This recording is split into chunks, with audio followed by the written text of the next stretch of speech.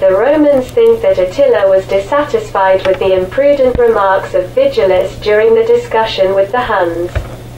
Indeed, Edecon and Oreste, who had arrived before the Romans, told him all about the negotiations, the criminal proposal of Chrysaphius and Theodosius. They also spoke of the arrogance of Vigilus. It's perfect. Attila rejoiced. I have only to have serious proofs to dishonor that shabby Theodosius before the whole world and punish him for his crime. It is necessary to have proofs of the guilt of Vigilus and the assurance of the innocence of Maximin and the other members of the embassy in order to return to each according to his merits. The investigation began immediately after the arrival of the Romans by a small operation of destabilization. Priscus slept well after the difficult roads. But in his dream a voice advises him to be more careful with Vigilus. In the morning, the young Greek talks with Rustic. The Gaul declares that he knows Scotta and advises, "Let's meet Scotta.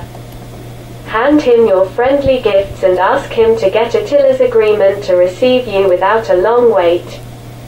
Scotta receives them kindly and promises to take a step in their favor. Priscus returns to the ambassador and informed him of his initiative. Not an hour passes for Scotta to return and announce to the Romans that the emperor of the Huns is waiting for them. The great royal tent is surrounded by a dense cordon of guard. The warriors let Scotta pass with the Romans. Attila is waiting for them, sitting on a stool in the center of the tent.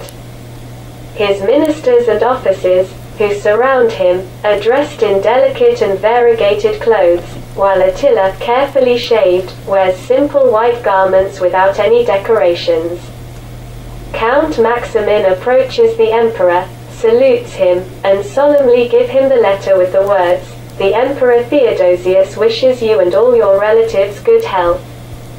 Attila answers briefly and dryly, "Let it be with the Romans the same, which they are wishing to me."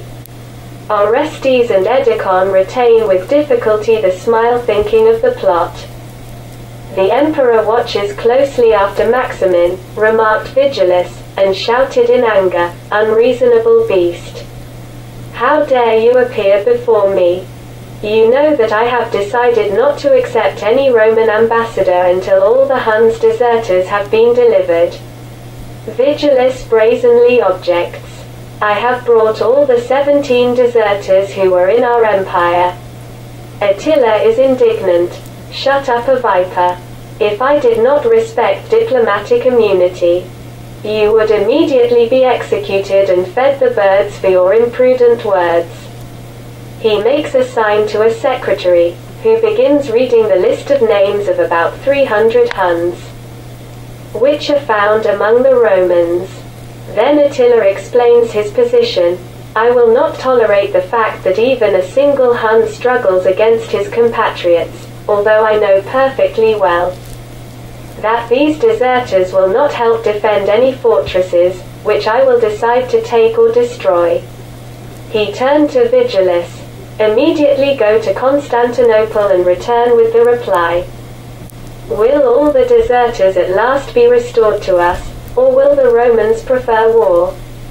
Then Attila addresses the ambassador. "I ask you to stay and wait for my reply to your emperor's letter."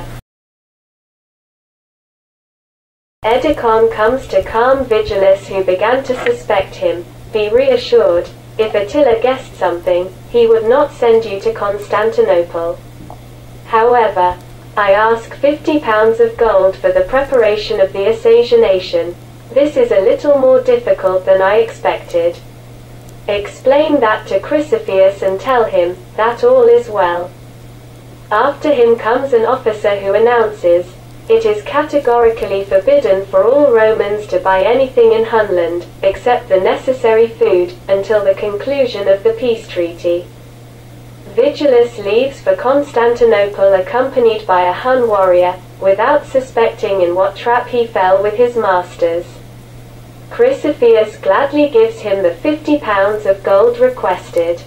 and sends him back with new assurances and promises to Edecon, as well as with a few Huns deserters in chains.